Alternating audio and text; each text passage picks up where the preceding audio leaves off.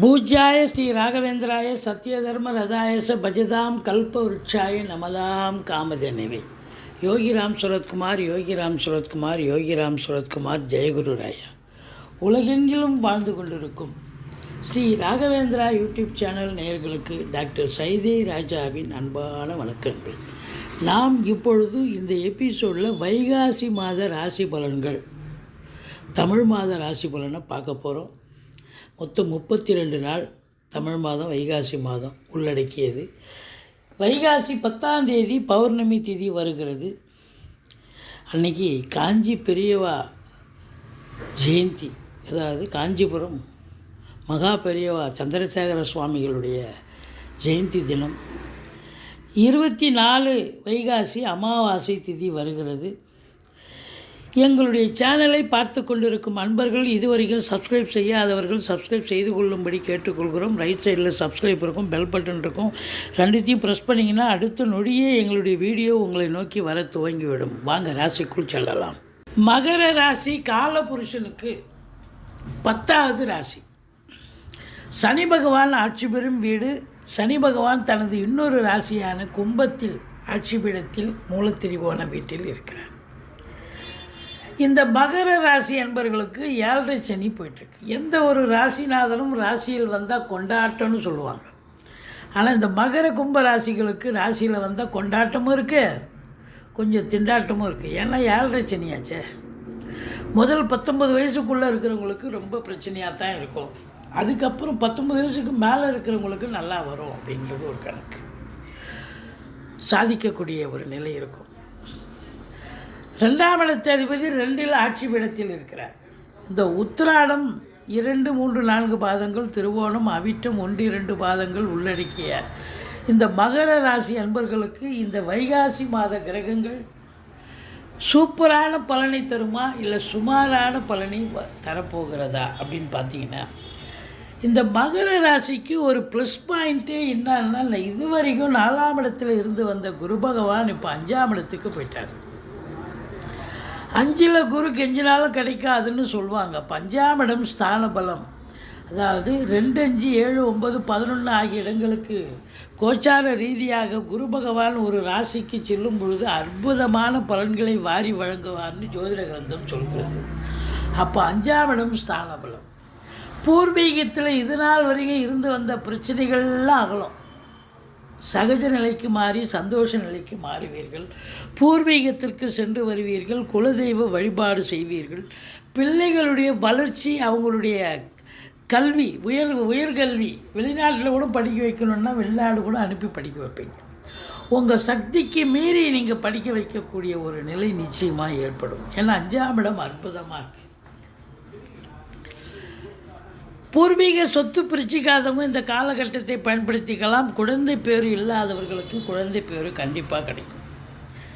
இதில் என்ன ஒரு பிளஸ்ஸிங் அப்படின்னா, சுக்கிரன் 24 நாட்கள் ரிஷபத்தில் ஆட்சி பீடத்தில் 5 குடையவன் இருக்கார், குருவோடு இணைஞ்சிருக்கார். லட்சுமி கடாட்சம் நிறைந்த ஒரு மாதம். தொட்டதெல்லாம் தொடங்க போகிறது. நீங்கள் உங்கள் அபிலாஷை என்னவோ நிறைவேறப் போகிறது. சீட்டாட்டம், race, lottery, speculation, share market போன்ற இனங்களில் ஈடுபாடு காட்டுபவர்களுக்கு ஒரு அற்புதமான ஒரு மாதம். உங்களை பொறுத்தவரையிலையும் குருவும் சுக்கிரனும் ஒன்றா இணைஞ்சிருக்கார். சுக்கிரன் ஆட்சி பெற்றிருக்கார், குருவோடு இணைஞ்சிருக்கார். இந்த கலைத்துறை, சினிமா மற்றும் தொலைக்காட்சி துறையில் பணியாற்றக்கூடிய டெக்னீஷியனில் இருந்து நடிகர்கள் வரைக்கும் பல அற்புதங்கள் நடக்கப் போகிறது. வேலைவாய்ப்பு இல்லாதவர்களுக்கு கதவுகள் திறக்கப்பட்டு வேலைவாய்ப்புகள் கிடைக்கும், சம்பாத்தியம் கிடைக்கும், சந்தோஷம் கிடைக்கும் அப்படின்னு சொல்லணும். அரசு, கருவூலம், வங்கி, நகைக்கடை, துணிக்கடை உரிமையாளர்கள், இன்சூரன்ஸு, ஃபைனான்ஸு போன்ற பிரிவில் பணியாற்றுபவர்களுக்கும் கூட இந்த மாதத்தில் இருந்து ஒரு பொற்காலம் ஆரம்பிக்கிறது என்று சொன்னால் மிகையாக. இந்த இன்டீரியர் டெக்கரேஷன்னு சொல்லுவாங்க. வீட்டை அலங்காரம் பண்ணுறது, பெயிண்ட் பண்ணுறது, கலை நுணுக்கங்கள் செய்யக்கூடியவர்கள், கலை ஆர்வம் உடையவர்கள், இவங்களுடைய தேடல்கள் என்பது வசப்படக்கூடிய ஒரு அமைப்பு இருக்குது அப்படின்னு சொல்லுவாங்க. மற்றபடி உங்களுக்கு 7ஆம் இடத்து அதிபதி சந்திரன் 2.25 நாளுக்கு ஒரு கட்டத்துக்கு வருவார். இருந்த போதிலும் 7ஆம் வீட்டை குருவும் பார்க்கல, சனியும் பார்க்கல, அப்போ பிரச்சனை இல்லை அப்படின்னு சொல்கிறார். இதற்கு மாறாக 8ஆம் வீட்டை சனி பார்க்கிறார். 8ஆம் இடம் என்பது அசிங்கம், அவமானத்தை குறிக்கக்கூடிய இடம். அது சனிக்கு சூரியன் ஆகாது. அப்போ அப்படி இருக்கும்பொழுது என்ன அப்படின்னாக்கா, ஸோ உங்களை பொறுத்தவரையிலையும் சூரியனுக்கு சனி ஆகாது என்பதால் அரசாங்கத்தில் உயர் பதவியில் இருப்பவர்களுக்கும் சரி, அரசியல் பிரமுகர்களுக்கும் சரி, உங்கள் தந்தைக்கும் சரி சில இடர்பாடுகள் வரலாம். எச்சரிக்கையோடு இருங்க. உங்களுக்கும் ஒரு அசிங்க அவமானங்கள் ஏற்பட வாய்ப்புகள் இருக்கிறது அப்படின்னு சொல்லலாம். அதாவது பண வரவு என்பது இருக்கும், உங்களுக்கு தேடல்கள் என்பது இருக்கும். இருந்தாலும் அதை தாண்டி உங்களால் உங்களுக்கு சில பிரச்சனைகள், அசிங்கங்கள், அவமானங்கள், இடர்பாடுகள் வரக்கூடிய அமைப்பு இருக்கும். இந்த 9ஆம் இடத்தை குரு பார்க்கிறார். 9ஆம் இடம் என்பது தகப்பன் ஸ்தானம், பாக்கியஸ்தானம். இந்த 9ஆம் இடத்துல கேது இருந்து இது நாள் வரைக்கும் கெடுத்திருந்தார். தந்தைக்கும் உங்களுக்கும் பிரச்சனை இருந்தது. இப்போது தந்தைக்கு அதற்கு நேர்மாறாக நல்லது நடக்கக்கூடிய அமைப்பு. தந்தையால் நல்லது நடக்கும், அவருக்கும் நல்லது நடக்கும், உங்களுக்கு பாக்கிய நிறைவுகள் ஏற்படும். வெளியூர் வெளிநாட்டு பயணம் உங்களுக்கு அனுகூலத்தை தரும். பாக்கிய நிறைவுகளை பெறப்போகிறீர்கள். 5ஆம் இடம், 9ஆம் இடம், ராசி, இந்த 3 இடத்த குரு சம்பந்தப்பட்டாலே உங்களுக்கு 100% வெற்றி தான் வாழ்க்கையில் அப்படின்னு சொல்லணும். ஏன்னா 1ஆம் இடத்துல குரு பார்க்குறார், 5ல் குரு இருக்கார், 9ஆம் இடத்தை பார்க்குறார். இதை விட ஒரு சிறப்பு வேறு என்னங்க வேணும்? ஆன்மீகத்தில் நாட்டம் அதிகரிக்கும். ஆலய வழிபாடுகள் செய்வீர்கள், நன்கொடைகள் வழங்கி மகிழ்வீர்கள். வெளிநாட்டு பயணம் அனுகூலத்தை தரும். உயர்கல்விக்காக போனாலும் சரி, உத்தியோகத்துக்காக சென்றாலும் சரி, எதற்காக சென்றாலும் நீங்கள் சாதிக்கக்கூடிய ஒரு நேரம் வந்தாச்சு அப்படின்னு சொல்லலாம். அடுத்தது 11ஆம் இடத்தை குரு பார்க்கிறார். அப்போ 11ஆம் இடம் என்பது எண்ணிய செயல் ஈடேறுதல், தொட்டதெல்லாம் தொடங்குதல். அதே நேரத்தில் பார்த்தீங்கன்னு சொன்னால் மூத்த சகோதரம் இருந்தால் அவரால் ஆதாயம் உண்டு. உங்களுக்கு 7 சனி போயிட்டுருக்கு. ஒரு சிலருக்கு குடும்பத்தில் பிரிவுகள் ஏற்படும். அதாவது இப்போ பிரிவுகள் என்பது போலீஸ் ஸ்டேஷன், கோர்ட்டு, வம்பு வழக்கு, டைவர்ஸ் வரைக்கும் போயிருக்கலாம். போய் முதல் திருமணம் முறிவு ஏற்பட்டவர்களுக்கு 2வது திருமணத்திற்கான ஒரு அமைப்பு இருக்குது. இப்போ 2வது திருமணத்துக்கான ஒரு காலகட்டம் இருக்கிறது. அதற்காக காத்திருப்பவர்களுக்கு நல்ல தகவல் வரப்போகிறது. வீட்டில் இருக்கக்கூடிய பெரியவங்க, அக்கம் பக்கம் இருக்கிறவங்க, குடும்பத்தில் உறவினர்கள் எல்லோரும் உங்களுக்கு ஆதரவாக, அனுசரணையாக இருக்கக்கூடிய காலகட்டம். பொருளாதாரத்தில் நீங்கள் பெரிய அளவுக்கு சாதிக்க போகிறீங்க. சொந்தமாக கடகண்ணி இப்போ வியாபாரம் பண்ணக்கூடியவர்களுக்கு வியாபாரம் சூடு பிடிச்சு ரெட்டிப்பு வருமானம் கண்டிப்பாக எதிர்பார்க்கலாம். பொருளாதார தரம் உயரப்போகிறது, வாழ்வாதாரம் உயரப்போகிறது.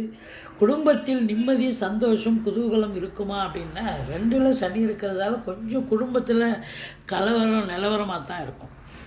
நீங்கள் விட்டு கொடுத்து தான் போகணும். நீங்கள் போகிற இடம் பூரா கொஞ்சம் பிரச்சனையாக தான் இருக்கும். எதிர்ப்புகள் கிளம்பும். சென்றமிடமெல்லாம் வெறுப்பு அப்படின்னு சொல்கிற அளவுக்கு தான் இருக்கும். நீங்கள் கொஞ்சம் விட்டு கொடுத்து போயிட்டீங்க, வேலை பார்க்குற இடத்துல சோதனமாக நடந்துக்கிறீங்க, தொழில் பண்ண இடத்துல சோதனமாக நடந்துக்கிறீங்கன்னு சொன்னால் ஓரளவுக்கு தலைகி வர்றது தலைப்பாயோட போகும். மற்றபடி இந்த ராசி அன்பர்களுக்கு இந்த மாதம், வைகாசி மாதம் ஓஹோன்னு இருந்தாலும் ஒரு 6 நாள் சந்திராஷ்டம நாட்கள் வருகிறது. இந்த 6 நாட்கள் என்பது மாத ஆரம்பத்தில் வைகாசி 2, வைகாசி 3, வைகாசி 4, மாத இறுதியில் வைகாசி 29, வைகாசி 30, வைகாசி 31 ஆகிய 6 தேதிகளில் சந்திராஷ்டமம் வர இருப்பதால் மிகுந்த எச்சரிக்கையோடு இருங்க. சந்திராஷ்டமம்னு சொல்லிக்கிங்க, உங்களுக்கு பிரச்சனை பாதியாக குறைஞ்சிரும். ஏன்னா நீங்கள் தெளிவாக இருப்பீங்க. இந்த சந்திராஷ்டம நாளில் நம்ம சொல்கிறோம், வண்டி வாகனங்கள், சொந்த வண்டி வாகனங்களை கூட பயன்படுத்தாதீங்கன்னு சொல்லியிருக்கோம். எதுக்கு? வண்டி பாதியில் நின்று போய் பழுதாகி அப்புறம் வேலைக்கு போகிறது லேட் ஆகும். அங்கே மேனேஜர்கிட்ட திட்டு வாங்க வேண்டியிருக்கும். எதுக்கு? அது வாடகை வண்டின்னு வைங்க, அது ரிப்பேர்லாம் அழுத்தி கட்டி விட்டு வேறு வண்டி போயிட்டே இருக்கலாம். சொந்த வண்டியாக இருந்தால் அப்படி விட்டு போக முடியாது, அதை ரிப்பேர் பண்ணி இல்லை எடுத்துகிட்டு போகணும். அதனால் சொந்த வண்டி வாகனங்களை இந்த 6 நாளும் பயன்படுத்தாதீர்கள். எச்சரிக்கையாக இருங்க. வேலை பார்க்குற இடத்துல சூதனமாக நடந்துக்குங்க. மற்றபடி உங்களுக்கு 5ஆம் இடத்து குரு பல அற்புதங்களை செய்ய போகிறார். குழந்தை பாக்கியம், பூர்வீக சொத்து விஷயங்கள், சந்தோஷமாக இருக்க போகிறீங்க. சீட்டாட்டம், race, lottery, speculation, share market போன்ற இனங்களில் ஈடுபாடு உள்ளவர்களுக்கு அற்புதமான காலகட்டம். பத்திரிகை துறை, எழுத்துத்துறை, எழுத்தாளர்கள், மீடியா துறையில் பணிபுரியும் அன்பர்கள், சினிமா துறையில் இருப்பவர்கள், டெக்னீஷியன்கள், நடிகர் நடிகைகள், ப்ரொடியூசர்ஸு, ஃபைனான்சியர்ஸு, எடிட்டரு, அசிஸ்டன்ட் டைரக்டர் யாராக இருந்த போதிலும் பல அற்புதங்கள் தரக்கூடிய ஒரு காலகட்டம் வந்தாச்சு. 7.5 சனி ஒரு பக்கம் போயிட்டு இருந்தாலும் சங்கடம் தீர்க்கும் சனி பகவானே மங்களம் பொங்க மனம் வைத்தருள்வாய், சச்சரவின்றி சனீஸ்வர தேவை இச்சகம் வாழ்க இன்னருள் தாத்தா. இந்த சுலோகத்தை சொல்லுங்கள். சனி பகவானுக்கு தனி சன்னதி இருக்கும் கோயிலாக தேர்ந்தெடுத்துக்குங்க. ஓரளவுக்கு தலைக்கு வர்றது தலைப்பாயிட போகும். உங்களுக்கு பாருங்கள், 3ஆம் இடத்து ராகு பல அற்புதங்களை செய்ய போகிறார். ராகு 3ல் இருக்கு, கொடுத்து வைக்கணுங்க. தொழில் ரீதியாக, உத்தியோக ரீதியாக, வெளிநாடு சம்பந்தப்பட்ட விஷயங்கள் அனுகூலத்தை தரும். உள்நாட்டில் இருந்தாங்களும் அனுகூலம் தான். சம்பாத்தியம், ரெட்டிப்பு சம்பாத்தியம் பெற்றுத்தரும். கம்யூனிகேஷன் பாகத்தில் இருக்கிறவங்க ரொம்ப ஸ்கில்லாக, ரொம்ப நல்ல பெரிய சம்பாத்தியம், பெரிய புகழ் அடையக்கூடிய ஒரு காலகட்டம். ரொம்ப சிறப்பாக இருக்கும். அற்புதமான காலகட்டம். 7.5 சனின்னு பயப்படாதீங்க. குரு சாதகமாக இருக்கிறார். குரு உங்களுக்கு நல்லதே செய்யக்கூடிய நிலையில் இருக்கிறார். 1, 5, 9 லிங்க் இருக்கிறதால இந்த மகர ராசியில் பிறந்தவர்களுக்கு இந்த வைகாசி மாதம் அற்புதமான ஒரு மாதம்.